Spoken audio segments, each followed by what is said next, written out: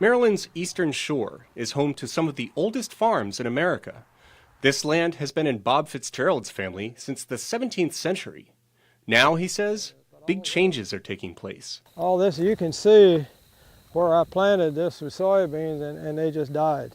You know, they died when the water hit them. Tidal flooding and saltier groundwater are hitting farmers from above and below, and the losses are accelerating with climate change. You just can't believe how it's taken things over in the last 15 or 20 years.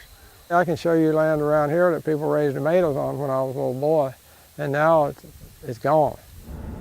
And these houses periodically get salt water out of them. A short drive from Fitzgerald's home, some neighbors have surrendered their farms as salt water seeps deeper and deeper inland. Basically, they've had to give up on this whole area because the salt took it over. Then we go down here to this farm.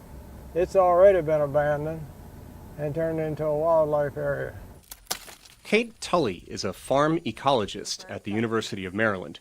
She hopes to help farmers hold on to their land as the sea encroaches. So when I realized we had this big issue with saltwater intrusion, it seemed natural to sort of come down, start talking to farmers, and then starting to build out plots like this. These test plots will help farmers figure out what they can grow as the soil gets saltier.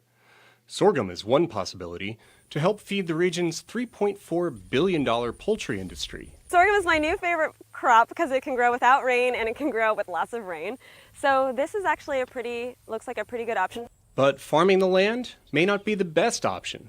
Another choice, Tully says, is to surrender to nature. So you could actually restore the land back to a wetland. And some farmers are doing that because duck hunting is very popular down here. So they're trying to, sort of encourage the waterfowl to come back, and then they can either use the land to hunt or they can lease the hunting rights.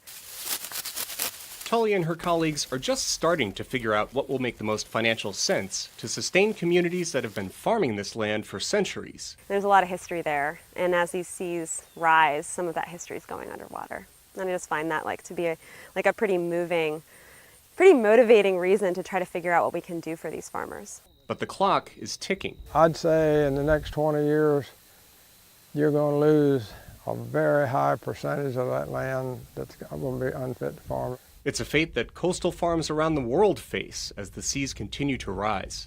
Steve Baragona, VOA News, Princess Anne, Maryland.